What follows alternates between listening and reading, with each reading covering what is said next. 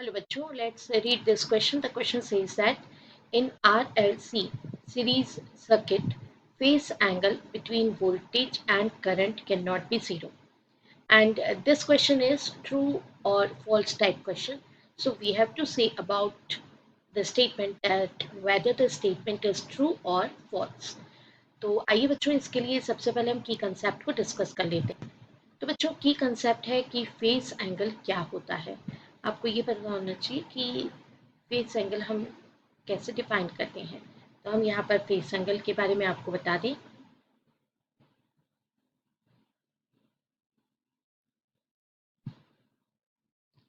Face angle is the angle between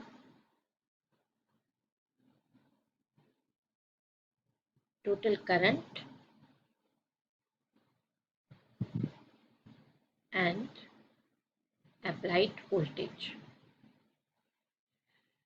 तो बच्चों ये देखा जाता है कि जो अप्लाइड वोल्टेज है उसके कंपैरिजन में करंट जो है वो लीड कर रही है या लैग कर रही है, कि आगे चल रही है पीछे चल रही है। मीन्स उसके एंगल फॉर्मेशन से देखा जाता है कि अप्लाइड वोल्टेज जो होता है उसको हम रिप्रेजेंट करते हैं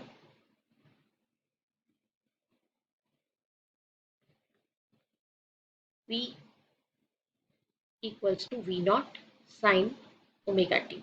तो अब इसमें ये जो साइन ओमेगा टी वाला टर्म है, ओमेगा टी, ये फेस को रिप्रेजेंट करता है, जबकि वी ओ यानी वी नॉट ये पीक वैल्यू को रिप्रेजेंट करता है, मैक्सिमम वैल्यू को रिप्रेजेंट करता है। तो ये तो हो गया अप्लाइड वोल्टेज। अब आपको ये देखना है कि अगर आई का वैल्यू आई नॉट साइन ओमेगा टी ये आ रहा है, तो इस कंडीशन में हम कह सकते हैं कि फेस कैसा है, सेम है। और अगर इन केस आई का वैल्यू जो है वो आ जाए I naught sine omega T plus pi by two, तो हम कहेंगे कि करंट जो है वो वोल्टेज के कंपैरिजन में पाई बाय टू आगे चल रही है। अगर मान लीजिए करंट का वैल्यू आ जाए I naught sine omega T minus pi by two, तो हम कहेंगे कि देखो ये तो फेस में पीछे रह गई, पाई बाय टू यानी 90 डिग्री लेग हो गई। तो इस तरीके से फेस एंगल को मेजर कर लिया जाता है कंपैरिजन करके with respect to the applied voltage V equals to V naught sine omega T. आइए अब हम देखते हैं सॉल्यूशन। तो देखिए स्टूडेंट्स, यहाँ पर सॉल्यूशन में हमको क्या करना है, तो हमें आर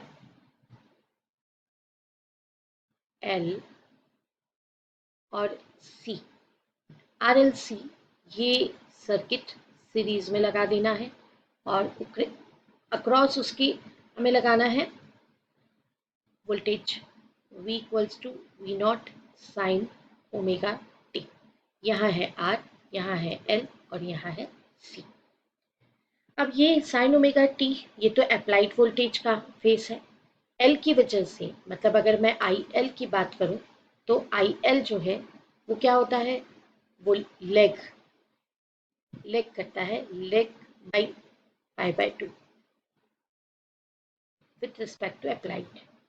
एंड आई सी जो है वो leads by pi by two with respect to applied voltage.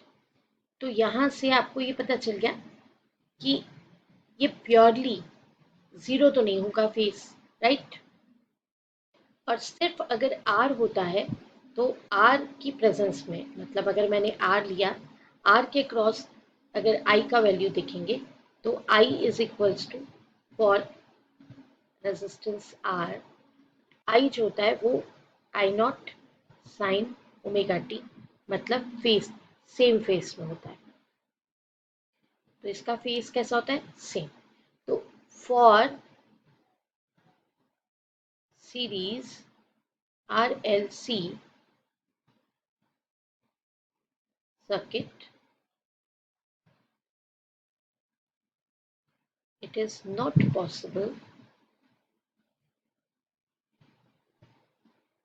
that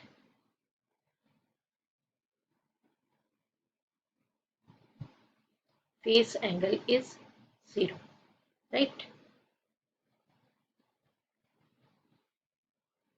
phase angle is equals to 0 only for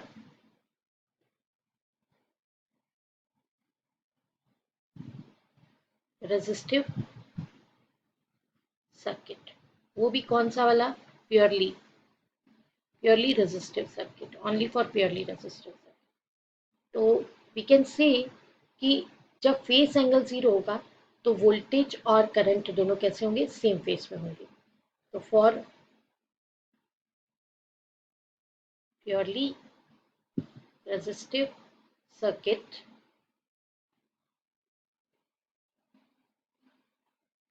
voltage and current, applied voltage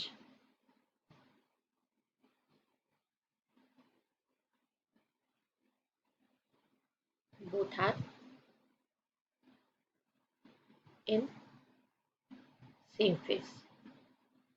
लेकिन इसमें RLC सीरीज कॉम्बिनेशन अगर है तो उस कंडीशन में voltage and current can not be, face angle between voltage and current can not be 0. तो ये बिल्कुल ही एकदम सही है, बिकॉज उनके बीच में कुछ ना कुछ फेस एंगल बनेगा. तो दिस स्टेटमेंट इज ट्रू.